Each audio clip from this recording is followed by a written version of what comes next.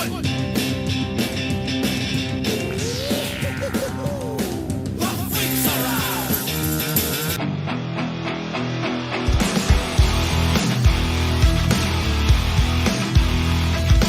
and welcome back to the Rugby Connection podcast, the only podcast for all the ins and outs in the rugby world. Well, this is jam-packed, so buckle up because we're in for a long ride.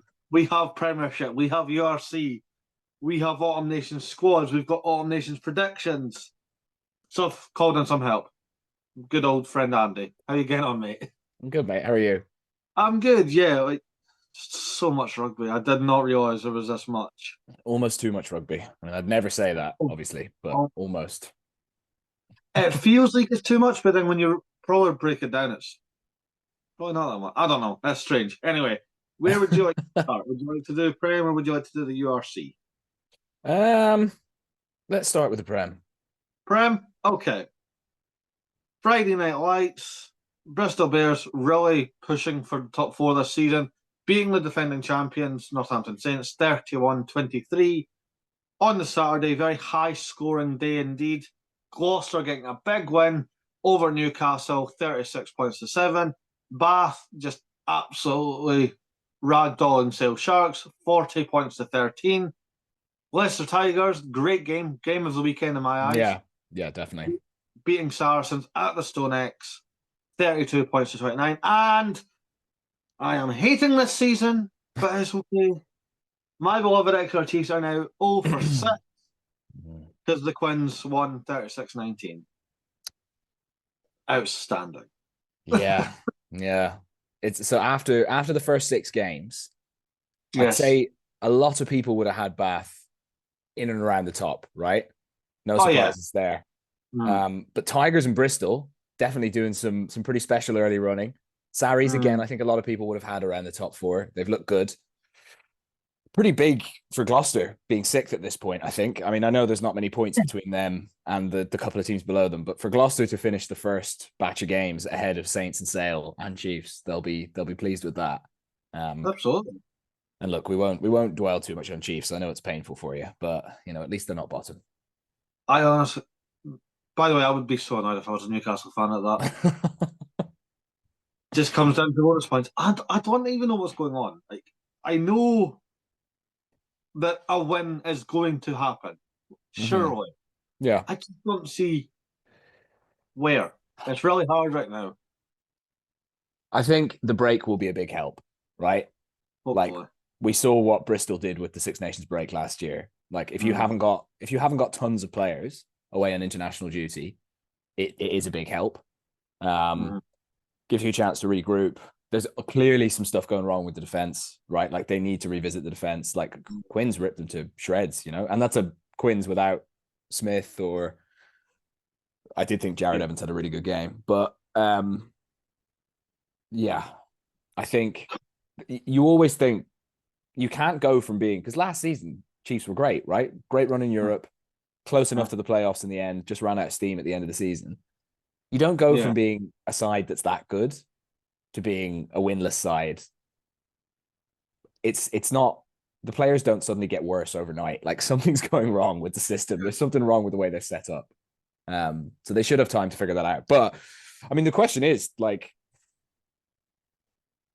18 points off the playoffs with the way the teams at the top are playing. Is this a recoverable season for them at all? It is only 6 games in, but it's tricky because there's the top 4 are just really flying high at the moment. Yeah. So. I mean, there's only 18 games in the season, so it's we really need to go for it, go strong. Yeah, they'll have to go on a mad winning run if they want to get themselves in the hunt at all. So at this stage in the season, looking at the table now, so like I think my top 4 I predicted at the start of the season was Bath, Saris, Sale, Saints. Not looking good for Sale. Oh, my top 4 is completely wrong. Who did you have? I had Bath, which is great. I also had Saints. I had Quins, and silly me, backing my team to high end, I had Chiefs on the top. Of course. Okay. Well, if you were going to make the prediction today, based on what we've seen so far for the end of the season, what would you say? What changes would you make? Bristol would be top 4. probably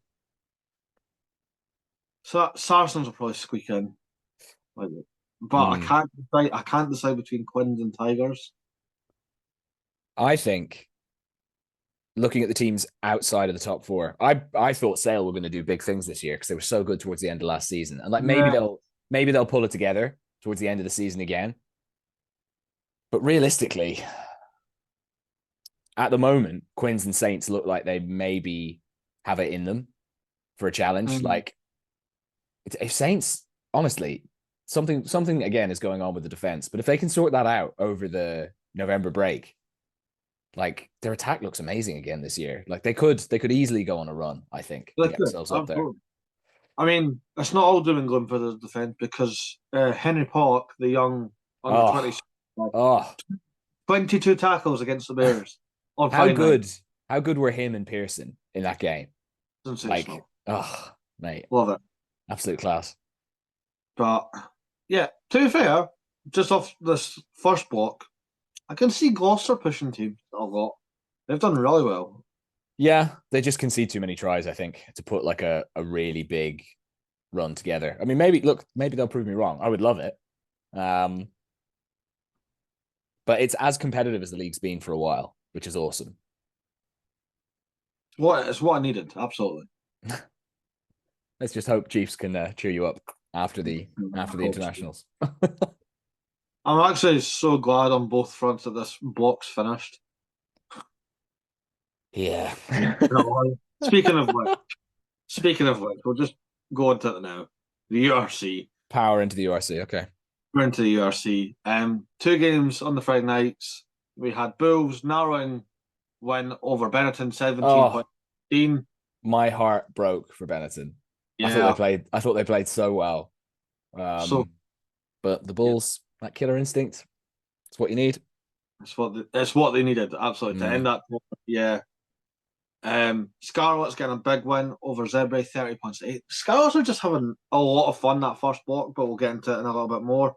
Saturday was Page, was it? The try where he stepped like 2 guys? Yeah, brilliant. Someone told me in the car, I didn't realize he's only 18 or he's only 19. He's really young. I hadn't realized. Brilliant stuff. Freakish. Yeah. Freakish. On to the Saturday, Glasgow Warriors getting a big bonus point win over the Stormers down in Stellenbosch, not Cape Town, as I nearly got that wrong there. But great game for the Warriors, doing really well as defending champions. My beloved Edinburgh got beat by Ospreys 22-13, and I'm not saying this because we got beat. This was just a really boring game. It did. I didn't watch it live, but the highlights, there wasn't a lot going on in the highlights. There was a referee decision that just took out one of the Edinburgh's big players completely, and it was a farce that it was even a decision. So I thought you knew. Sorry. So no. Talk me through. So there was a high ball. Duhan van der Merwe was going for it. You can see the whole time his eyes are on the ball. He is not looking at what's in front of him. He knocks the referee. Now, this happens at least once a weekend. The referee's in the wrong position. Yeah. Sorry, lads, that's on me. I'll just reward that team with a scrum and we'll just reset and we'll just move on. No, that's what normally happens. This referee decided to blow his whistle, almost looked like he was about to card Duhan. He gave Ospreys a penalty because he felt Duhan deliberately pushed him. Oh, wow. I'm like, you're joking me. And basically, every decision after that went against Edinburgh, and you never seen Duhan van der Merwe in the game again. He never got the ball. It's almost like he was like, I can't get involved in this game now. I will say, that is one of the most bizarre things about watching Edinburgh, is that they don't really give Duhan the ball. No. Like, it's strange as hell. I think it was actually the Stormers game where we won very comfortably. Duhan standing on the sideline, essentially, for 5-6 minutes, and the forwards would turn up. I'm like, there is no one marking him. just big looping pass. Even if it bounces funny, the defense are still going to have to track across. And by that point, Duhan's already in like 3rd year. He's good in those positions. Like, he scores tries for Scotland in those positions, you know? That, Broken you play know, is definitely his friend. But like, I don't understand why he isn't like, you know how Faye Waboso plays for England and Exeter? Like, he's yeah, often or Caleb Clark with the All Blacks, often first receiver. They'll often use him to crash it up. Means you've yeah, still got all your forwards available. You can secure and you can go to the next phase. Like, I don't understand why they don't use him more like that. I don't know. And see all these reports that he's apparently going to La Rochelle or Montpellier or somewhere in top 14. Oh, really? I'm kind of now at the stage. Go for it. They'll use you properly. You're a big lad on the wing. Yeah, yeah. There'll be no lack of contact in the top 14, that's for sure. It's a very fun asset to have as a Yeah. man that size, that fast. Use them. But anyway, Yeah. that's a different story for a different day. Sharks going 2 for 2. Big win over Munster, 41-24. But I feel like this is the strongest you'll get the Sharks this year. And then they'll probably slide off again. Ooh, I don't know about that. You think they're going to keep going? Yeah, I think there'll be a massive gap between their home form and their away form because they won't always bring all the big names and all that kind of thing. But like, they'll finish top 8, and they will be a nightmare for anyone in the playoffs because when it comes down to the playoffs, they'll have everybody in the team, and you know, I think when they're at home, they'll go out and they'll blitz you the first 20 minutes and they'll try and just win the game before it's even started. Like Munster just chasing from what was it, 10 minutes or something? They were two scores down. But yeah, back end of the season, I would not want to have to play. And the thing is, because their away form isn't going to be great, I reckon they'll be low down in the top 8. And like the Sharks at home is not a reward if they're bringing Khaleesi and Mapimpi and Grant Williams and yeah, they've got so much class. It has a stacked roster. But just use it. I get that player welfare and players need rest and all that, but just use them. At least sprinkle some of the teams out with some Springboks.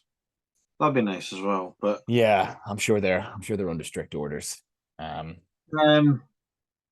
Leinster, perfect block, 6 for 6. Yep. Beating the Lions 24-6. Yeah, it was good.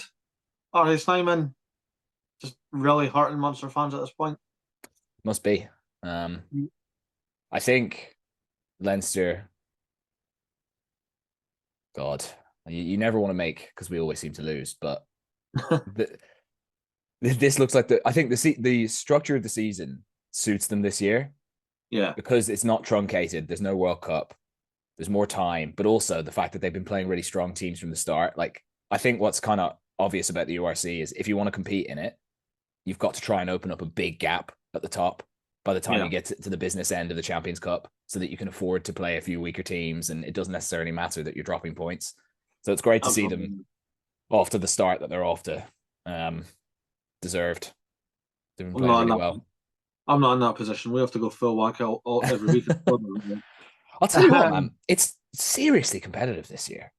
Like, that's great. That's brilliant to see teams taking wins off each other. You know, it's exactly. And like the Lions are absolutely flying. A couple of away wins for them.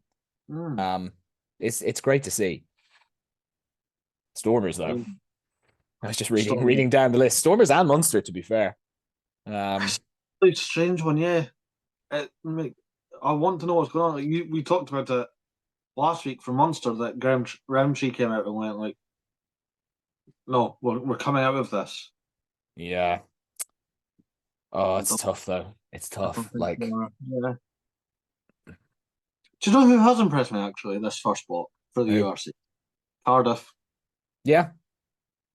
Big comeback win against Ulster the week. They've done that twice now. They did it against the Scarlets as well. They did, yeah. There's like, the attack is looking sharp. There's definitely something there. Absolutely. Scarlets, when Scarlets get going, they're quite fun to watch so far. Yeah, absolutely. Obviously, it's just a more consistent thing. Obviously, Glasgow Warriors right in that mix at the top of the table. Just Glasgow always going to be thereabouts. Very, very good team. 7 points from the South African tour. Yeah, fair play. Well deserved. Yeah. Unreal. And like any good international team, you need a spine, and that spine will be Glasgow Warriors. Yeah. And it's hard and to argue. it's working so well for, like, I love the way they play as well. Like, the way they are open to opportunities, but at the same time, the way they're able to control play and keep the ball. Like, Stormers away, they were the better team for 80 minutes. Like, whatever about, there were a few. It was a crazy game at times. Like, it took them half an hour for anyone to score any points, and that whole half an hour just felt like it was end to end. Like, I don't know how there weren't tries in that opening half an hour. You could even hear it in commentary. They were just like, "What is going on? What's happening?" It was great to watch, though. Great advert for the game. Yeah, Glasgow doing well. Leinster obviously doing really well. Lions had a good start to the season. Cardiff have impressed me. Stormers and Munster. They might be glad that there's a break now. Oh, I think so. It's not a break for us though, because international teams are back. All nations. Yes, they are. I'm so excited for this. Before we go into the predictions for the weekend's games, we did have squad announcements between the last time me and Andy spoke. Well, spoke on camera anyway. And as both our beloved teams, Ireland and Scotland, named their squads. Looking at the Ireland team, nothing really surprising. Really, there's no shocks, I don't think. No, I'd say no shocks. What are the big headlines? We've got a bit of an issue at hooker, it looks like. Yeah. Omani being out also opens really interesting possibilities, because in the second test against South Africa in the summer, they played Byrne at 6. It worked really, really well. It means that you can start Ryan alongside McCarthy. And because Byrne has such a big engine, you can take Ryan off on the hour or on 50 minutes and you shift Byrne into the second row, and then you can bring on Baird or, I mean, I wonder if we'll see Izuchukwu at some point. Yeah. I'm excited by this now. Yeah, there's a lot of stuff they can do, and it's because Jack Conan is injured as well. And I think most people would agree that if you're going with 5 forwards on the bench, you have Baird to cover second row and back row, and then you have Conan as well, because Conan can play across the back row. But with him missing as well, they're going to have to try some new combinations. So maybe we'll see Nick Timoney. Andy Farrell definitely seems to rate him. Yeah, you read my mind there. I was going to say, does Nick Timoney just stroll in right there? I think he does. It's going to be interesting because that's a problem they have to work out. I wonder, in the coaches' minds, like, I think Crowley is the starting 10, but I wonder how much Frawley has gained on him with what happened over the summer and with how he's looked for Leinster. I wonder if they have any view on that, especially because Munster aren't playing that well. So that's an interesting one. I'm very excited for the battle of 10. Yeah. I'm loving that Caelan Dorsey's captain. That just makes sense. It's just the right choice. I think he showed it in South Africa. There's obviously a name that's returned, and it's a question of, do you start him just because of the form he's in? Jacob Bill. Yeah. He might make the bench, maybe, but Matt Hansen's back as well. So yeah, got to love Mac. Yeah, I just think with Stockdale, he's not like a Farrell winger, not super comfortable stepping in at first receiver. He's much more of like a finisher and like a racehorse. And when he pins his ears back, like, you're not going to catch him. He's great under the high ball. I think we'll see him in one of the games because he brings, like, there's a reason that even though his form wasn't brilliant over the last couple of years, that he's stuck around in the Ireland picture. And it's because he brings something completely different. Like, Ireland don't really have an absolute out and out pace merchant in that back line at the moment. Like, having someone like that, acclimatized to the team and ready to play makes a big difference. So I hope we see some minutes for him. I'd like to see it. I'd want to see, this may sound quite cliche, but anyone that's in an international team, I'd like to see at least get one run out. Yeah. But it'll be interesting, actually, who they go for on the wings. Is Hansen going to get right back in? Because Calvin Nash has been brilliant. I think Lowe always starts. And who they go with in the centre. Because I was just about to say, because I'm looking at the centres, there's some tasty options that there are some very tasty options in there. You could chop and change it. You can give Jamie Osborne the nod at 12. You can obviously. I still think Aki and Ringrose is their best combination. Yeah, Yes, He yes, is. sorry. Yeah. Yes, yes. You've got But Bundyaki, Robbie Henshaw, Jamie Osborne, but he's more utility.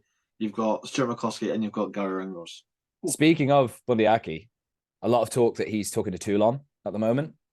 His central contract runs out in 26, I think. Right. He's getting older. He's probably not going to make the next World Cup. I would say we've got to start potentially thinking about life beyond Aki, because if he has 100% earned a big money move to France, if that's what he wants to do, Absolutely, give him an absolute hero send off. We'll be forever grateful. But if that's the case, I wonder when, because he is our most physical ball carrier. He's our most dominant ball carrier in the centers. So it's like, I wonder how you start looking at life beyond. It's an interesting one. I hope he plays against New Zealand, though. He has to, surely. Yeah. Surely you're going like as full whack as you can for the All Blacks. Oh, 100%. 100%. I'm not even going to lie. I'm super jealous that you're getting to go to that, and I'm not. I did try for you, Murray. I'm sorry. I've tried so hard. I seen pictures got announced. I seen 2 Friday night lights. I was like, perfect. I can go over to Dublin. I can watch the rugby with you or my mates from Ireland as well. And then come home. The Aviva is as tough as it gets. And then come home. I think even like the perfect one would have been next weekend for Ireland All Blacks, because it was a Friday night and Scotland aren't playing until the Sunday, so I could come home. You could get back. Spend time with the kids and then go to the rugby. There was another one, I think it was Argentina, and it would have been like the Friday, so like a double header weekend. Yeah. That fell through as well. I will get to Dublin at some point. The best laid plans. But speaking of Scotland, Gregor Townsend named a 45-man squad. To be fair, we have got 4 tests. Technically 5 if you're including the Scotland A game versus Chile. I'm very happy with the squad. 5 uncapped players. The big one for me, not name-wise, just how massive a call-up this is. Freddie Douglas, back rower, 19 years old, hasn't played any minutes for the first team for Edinburgh, but was sensational for the under-20s over the summer in the World Trophy, which we won very comfortably. He is, for those that don't watch Scotland under-20s, the best way I can compare him is he will turn over like Jamie Ritchie. He will run like Jack Dempsey, and he will bounce you like Hamish Watson. He is 9 and he's 19. It's awesome to watch. How likely do you think it is that you see him in? Because you've sort of got 2 big games and then 2 where, no disrespect to the opposition, but where you think you can experiment a little bit more, right? I kind of did a video on where do I see the 5 getting the games. Masesi Tuipulotu, I fully expect he's going to start against Fiji, because it's been rumoured for a year that they want Masesi and Sione. Captain Sione, might I add. Captain Sione is right. They want them playing together. There you go. Do it the first chance you get, just get them playing together. And then you can get that meme. You can get that meme out of the way. But I do think he'll probably start against Portugal. And then he's big enough, and from what I've seen at Edinburgh, he is good enough to push for the bench for the Wallabies and Springboks games. Okay. Freddie Douglas is, like I've just mentioned, I love him, but he's very young. He's very inexperienced, just even at the club level. Maybe get him, realistically, have him come off against Portugal for his debut, and it's not, again, no disrespect to Portugal, it's not a massive game. Yeah. But you can almost afford to make a mistake or 2. And it doesn't tarnish your career. I imagine he's going to get a full hit out for the A's against Chile. I mean, he is good enough to be on that bench. I just can't see it. Ben Muncaster, I'm so glad he's in that team. What a start of the season he's had for Edinburgh. Again, he's going to be starting for Fiji. Against Fiji, sorry. He's going to be starting against Portugal. And again, he's good enough, he's big enough, he's versatile enough that you could have especially if you're going against Box and you're doing a 6-2 split, you could easily have Ben Lancaster in 21 jersey. And what's success then for Scotland? Is it 3 wins from 4, and then see what happens with South Africa? See, I think in my head we can go 4 for 4. Well, surely you can. It's possible. A good autumn that I'll be happy with would be 3 wins and a very like. Wait, hang on, mate. Sorry, unscheduled interruption. It's all good. I'll pause. Yeah, so 3 from 4, but you fancy a crack at the Box? Oh yeah, go for it. Put the world on notice, but 3 wins and like you push the Box, I'll be fine with that. If you win 3 games and then get absolutely smashed by the Box, that's not really a good autumn. If you beat the Box, would you care at all that if you lost another game? Like, let's say you beat the Box and then they went experimental against Australia and they lost that match. Portugal could beat us if we beat the Box. I don't care. No, it's good. I'm excited. There's a lot of fresh talent in there. There's no Gray brothers at all. Richie's obviously away to Japan, and I believe the season starts like now. I could be wrong. In Japan? In Japan, yeah, I'm not entirely sure. Yeah, mate, I have no idea. Johnny is just back from a long-term injury. He's carving it up in Bordeaux. I would think he's just trying to settle himself back into the game. I would think so too. And we'll see him come Six Nations, but who knows? No, Tooney wasn't very happy, but like players do have to prioritize themselves at the end of the day. I spoke to you about it. That I see it from both sides. That you want the best team available, but again, if you've been out, like he was out for 15 months. It's a long time. And the fact he's already put in Ironman shifts. He's already played 80 minutes multiple times for Bordeaux. And what age is he? Oh, I don't know. I'll double check now. I will double check the now. I don't know. I think he's mid-30s. No, so maybe he's 30. Bang on the money. 30. Bang on 30. Okay. It's not like the next World Cup is out of the question. If he stays in good health, he could go. Exactly. I thought he was older than that. No, he's a younger brother. Yeah, I thought even being the younger brother, he was older than that. Right, they've been around. It feels like they've been around forever, you know? They have, yeah. over 70 caps each. Yeah. Fair play. Good genes in that family. Absolutely. Obviously, the biggest omission from the general public is there is no Johnny Matthews. Yes. Now, this is a strange one, right? I believe that there is a bigger reason that he's not. I don't know what the reason is. I can't pinpoint it. But there is obviously something he is doing or not doing that is stopping him from doing it. Because he was in the Scotland team in the Six Nations, but he never got picked. I had people getting in touch with me saying that there was a time where he made himself unavailable for selection. I've heard that Townsend has never let go of. But nobody seems to be able to say when that was.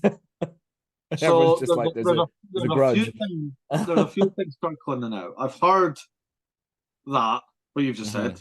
We don't know when, but he did say, I can't. Yeah. There was an incident, apparently, at the Rugby World Cup last year that involved Dave Cherry. Oh. People think he might have been involved in that. Did he fall down the stairs or something, Dave Cherry, and hurt his ankle? Is that the one? Is that the incident? Fall. Yeah. Oh, I see. Yeah, so there's rumours that he might have been involved in that. And okay.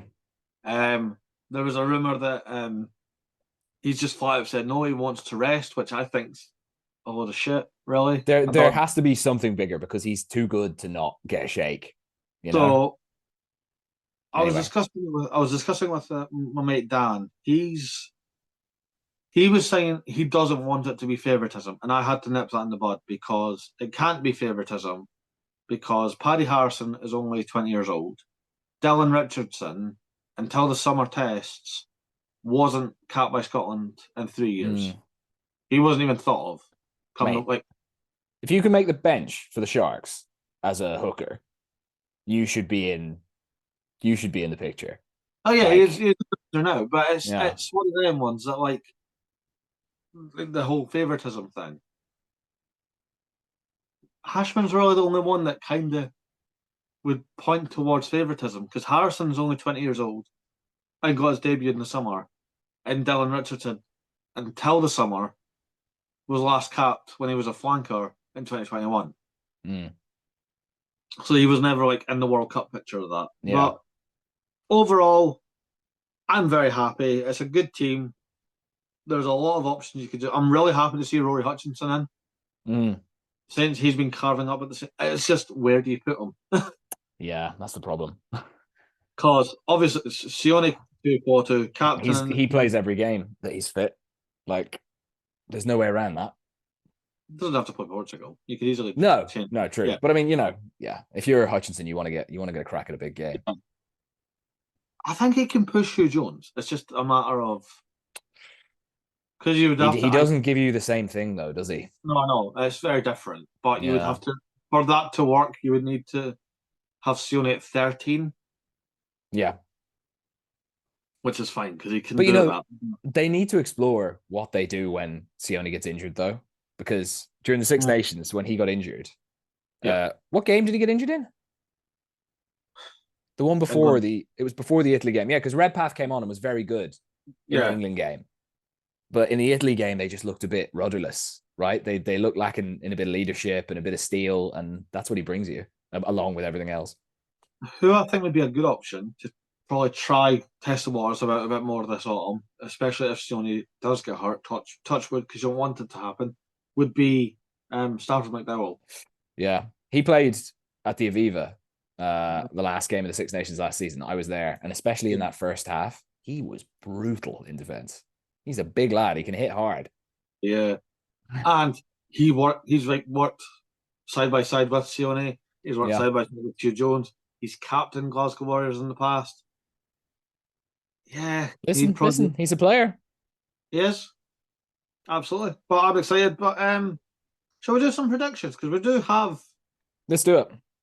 Just the 2 games this weekend, but they are massive games, and it is the start of the Elimination Series. We have the trilogy match to begin with. We have England versus the All Blacks. What a start to the Elimination Series! Yeah, I know. It's great, isn't it? and it's technically outside of the international window, but it doesn't affect either country. So, yeah. I really don't know what to expect from this game. I'm with you there. Like,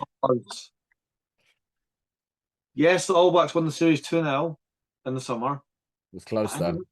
England pushed them really close, and since that series, obviously we've not seen England, but the All Blacks form's kind of been mixed. Yeah, but they've played though. I do feel like that's a big advantage. I know. They had a game last week. They had the whole rugby championship. Like, I do. The one thing you'd worry about England is that maybe because especially some of the important combinations have changed. Like, there'll be no Mitchell. Oh, shit, so you wonder, like, will they come in a little bit undercooked? Just, will things be ever so slightly different? That's the only worry for England. I mean, people were moaning about the All Blacks game at the weekend. Like, half of them looked lost. I'm like, use 164-19. I don't think it matters if you looked lost. Ruben Love got 2 tries off the bench. I saw that, yeah. Peter Wakai got capped. Damon McKenzie had a great turnover. I don't know if you've seen it, but Damon I've just seen some highlights. Done a great try-saving tackle, hit the boy that hard that the ball went loose and he managed to jack over it. I was like, this is what we love. Billy Proctor was great. Yeah, there's talent there. It's just none of them play against England, to be fair. I don't think. McKenzie will. McKenzie will, yeah.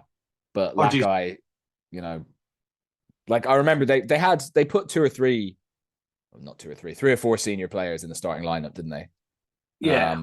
It was a very fresh looking side. Very heavy pack though. Yeah, but does the fact that like Tuipulotu and Darryl playing, presumably that tells you that it'll be Barrett and Vai for I the England imagine. match. Tuipulotu probably off the bench, right? Like Satiti at 8 was an interesting one. What's their back row? It's going to be Satiti 6, Kane 7, RD 8, right? That looked like what they settled on in the Rugby Championship. I imagine so. Scrum half is interesting. What do you think the power rankings are there? Because like you can read. So obviously they played Roygaard because he needs the test minutes, right? And they had Perinara off the bench, and you could read that Ratima's out of the picture, or that they were saving Ratima for the England game because he's going to start in the England game, and maybe they'll spring Roygaard or Perinara from the bench. Yeah. Oh, hard for me to believe that Perinara is not involved. So I feel like that's one of the slots, and that's probably off the bench. So do they start Ratima or Roygaard? Or do they go for the two young lads? But if you go for the two young lads, why is Perinara there if not for exactly this sort of game? You're making a lot of good points, and I'm trying to think.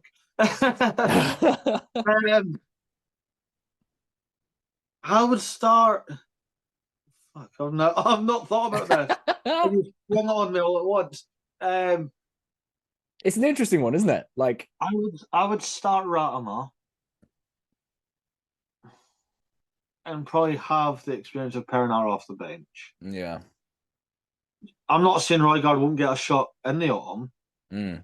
There is games for him. Oh, that's the thing. They've got the what do you call it? The big tour, right? England, Ireland, France. Like they're playing everybody. And Ireland, France, Italy. Yeah. Yeah, because they've had Japan. So even if he just comes off the bench against, well, again, I don't know. I think probably Ratima Perinara. I think New Zealand will go out and they'll try and win the game in the first 20 minutes. Like I think you'll see like a really big start from New Zealand. Really aggressive start, yeah. Yeah. Like, I mean, to be fair, I just think Will Jordan, Kel Clark. Yeah. That's the way the game's going, to be fair. Like it's so hard to chase games. It's so hard to make comebacks at test level. I think everybody's like, you know what? Full leather in that opening 20 minutes. Go for it, yeah. And then it's one of those, if you can survive it, a lot of the time you've expended so much energy surviving it that then when you get on top, it's difficult to do anything with the ball. But it's such a hard one to call this one because like the basic maths is New Zealand narrowly beat England in the summer down in New Zealand. So you come back up to England where New Zealand have the travel in their legs and England have the crowd and all that kind of stuff. You'd back them to get a narrow win, but it is New Zealand. And maybe England are a bit under. I do think Mitchell's a big miss. Yeah. They had a lot of chopping and changing during the week. Yeah. Slade being back is a big one for them because whoever they picked instead would have basically no experience leading that rush defense, right? It's basically just been him. So they do need him back. So I had my England team penciled in. I didn't have Slade starting just because I was like, you played one game. Yeah, I understand. I think he has to though. I understand how important Slade is, but it's just one of them like you've played one game. Is that enough to merit? I don't know. Who'd you pick instead? Is the question, right? Like who comes in? Probably Lozowski.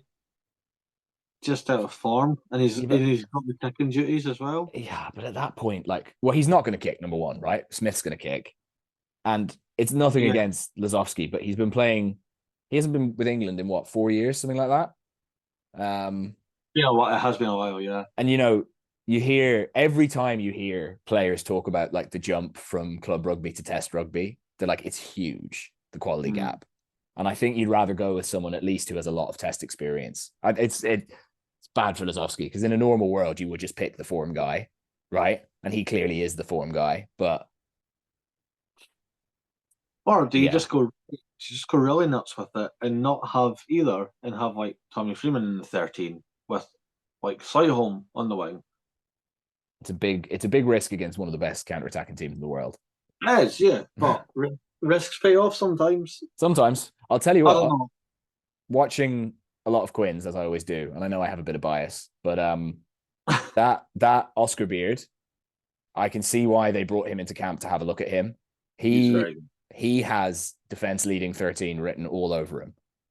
Oh yeah, right, he could definitely step into that role in the future. 100%. Speaking of Quins and England, Will Greenwood is like pushing for Northmore to start against the All Blacks. I mean, also a really good player. Mm. I would say, like, you have like Northmore, Lawrence. Oh, yeah, that's what you'd have. But time in the seat is what I'll always go back to. Like, Slade is one of those players, I think, who can come in and turn it on. Certainly for one game. Yeah. Northmore was in the squad in the summer. I don't think he played at all down in New Zealand. Did he come off? No, he didn't play against New Zealand. I was thinking, did he come off against like Japan or something? He might have. Yeah, he might have. But he definitely hasn't played for England much. No. And do you bring him in and do you risk it in that game against the All Blacks, which is going to define England's autumn, you know? Like, if they lose this first game. Who else does England have? Fiji and Australia? Is that they've got South Africa as well, haven't they? Oh, I don't know. I can't remember if they've got 3 or 4. Yeah, they've got South Africa third. So they've got New Zealand, Australia, South Africa. Oh my God, so many great games. That day, by the way, that Saturday, go on. Your starter is Scotland against Portugal, you know, for a bit of light fun. There'll be brilliant tries. That'll be a great one to watch. Then you've got England, South Africa, and then you've got France against New Zealand. Back to back to back. What a day. This is the best thing of year. People. And by the way, the night before is Ireland, Argentina. Oh, yes. All weekend. Jesus, that's amazing. And yet people get excited about pumpkin spice lattes at this time of year. No, this is what you get excited for this time of year. Yeah, that's going to be brilliant. I don't know where to think on this England All Blacks. It's going to be great. It's going to be must see. Will we force ourselves to make a prediction? I'll go on then. I'll let you go first. I'll put you in the hot seat first. Just because I'm going to say I actually think New Zealand are going to do them. Oh, yeah, I was about to. There you go. I think it'll be close enough. Yeah. I just think they're going to be sharper. I think the bit that's going to scare me, and not just for this game, just for the All Blacks, people are already like shitting on Scott Robertson. Yeah. I'm like, have you ever thought that it's not an instant fix, that this is a slow burn? So mate, like, they lost to 2 games away from home. Look, the Argentina game was a bit of a... Argentina surprised everyone in the Rugby Championship. They did it to everybody. Absolutely, yeah. Other than that, New Zealand went and lost 2 games away to the world champions by what?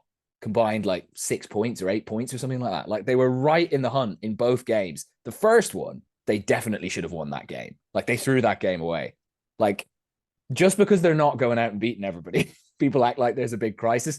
It's just this weird mentality. And obviously, like, I don't know, I'm not from a successful rugby nation. I'm from a passionate rugby nation. That's very different. But, like, our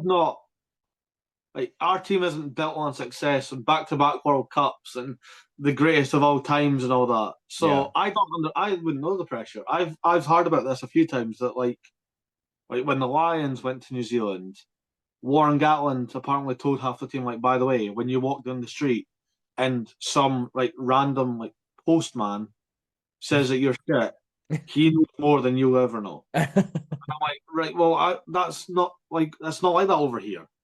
Yeah, no, not at all. People just aren't interested. I don't understand the pressure, or I understand the pressure of the All Blacks job, but I also don't, because we don't live in New Zealand. We don't know how much. Mate, it hurts their economy when the All Blacks lose. There's like a measurable impact. There you go. But I do think it's a slow burn. I don't think it's an instant fix with Razor. I think it's going to be a slow burn. And you know what? See when it starts cooking? Good luck stopping them. I suspect by the end of November,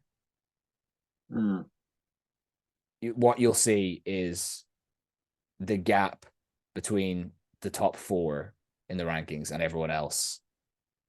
All right, yeah, right, okay. Yeah. No, I think the top 4, France are always a bit of an unknown quantity. So like, you never really, but with Dupont back, they should be up to like peak France again.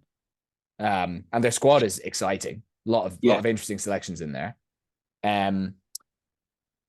I think you'll see those 4. The gap between them probably has shrunk. Like they're all pretty much on a level. I think anyone can beat anyone on their day. And then I think the gap to the next step of teams, like the rest. So 5 to 10 can't catch 1 to 4. Not necessarily can't catch, but I just think if you look at the teams who would be tempted or attempting to break into that top 4, England and Argentina are probably the 2 biggest nations there, like in terms of history, and in terms of current form. So Argentina, yes, they can do a job on you. Can they consistently beat the top teams yet? Probably not, right? Felipe's only just in the job. Like it's going to take a little bit of time before his ideas fully bed in.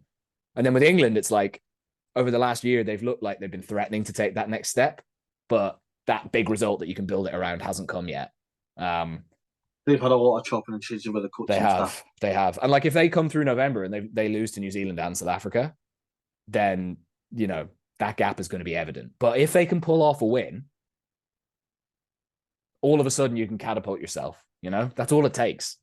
Yeah, you only need that one win. Actually, just speaking of, like, I think when the fixtures got announced, this was kind of like a sleeper fixture, but based off what's happened, especially over the summer. Yeah. Ireland, Argentina. Oh, huge. Huge.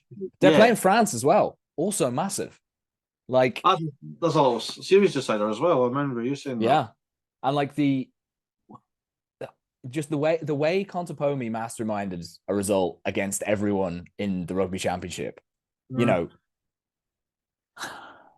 yes, they didn't beat a full strength South Africa team.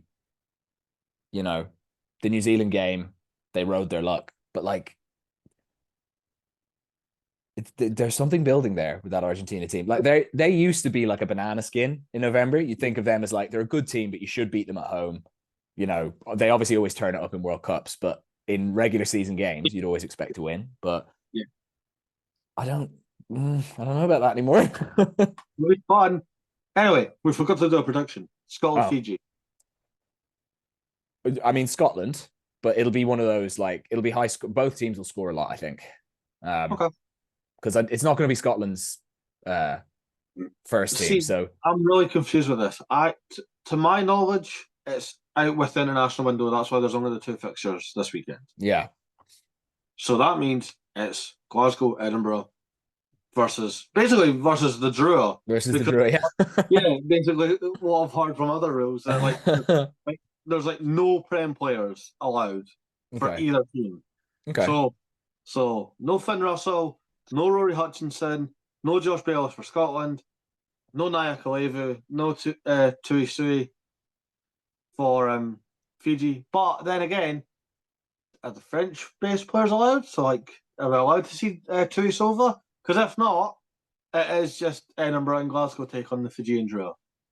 Well, I hope that's what it is, because if that's what it is, I think it'll be a bit chaotic and there'll be a lot of points, and it'll be great. Good. It'll be great fun. So I'll say Scotland by. Oh God, it's so hard to know. That's so tricky. It's Scotland by a couple of scores, though. I don't think it'll be like a 1-score game. I think Scotland will win, 2-3 scores maybe. I think I had Scotland by 20. Yeah, I mean that sits within it. I'd say 15 maybe.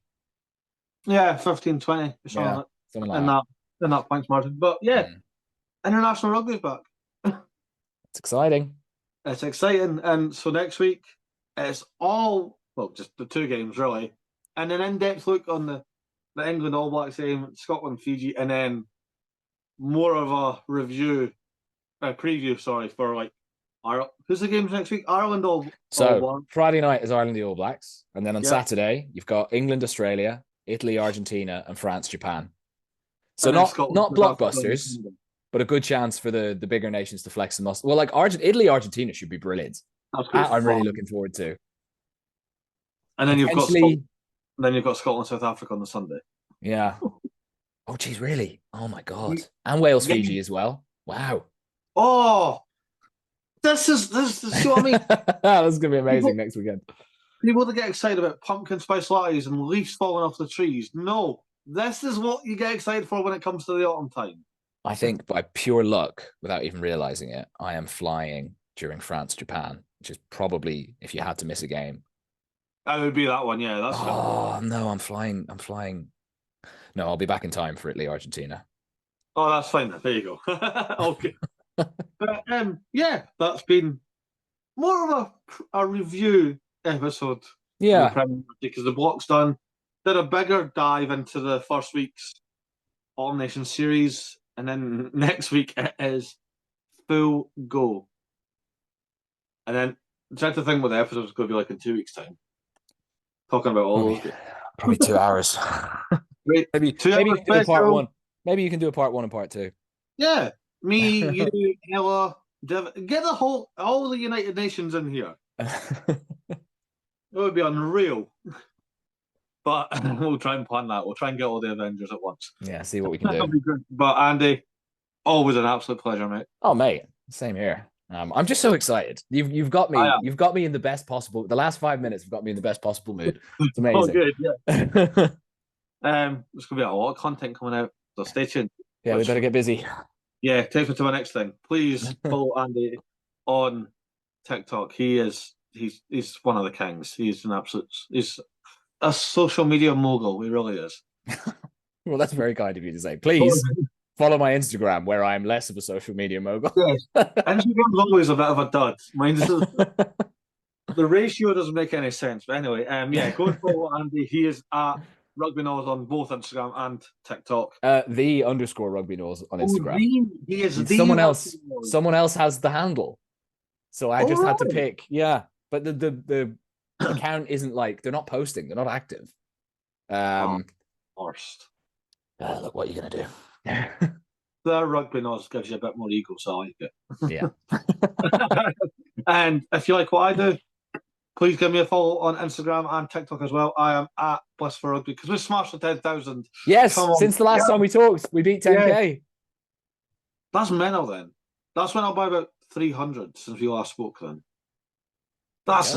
Thank you to everyone for that. Yeah, we'll be back next week. We've got England All Blacks, Scotland, Fiji, and then a deep dive into the very juicy fixtures the following week. Yeah, I cannot wait for it. Exciting stuff.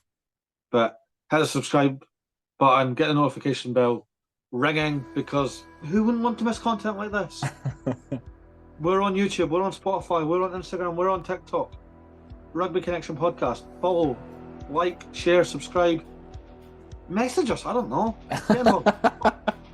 Yeah, do something. Make it more interesting. Anyway, Andy, it's always a pleasure. Yeah, you too, mate. I'll see you next time.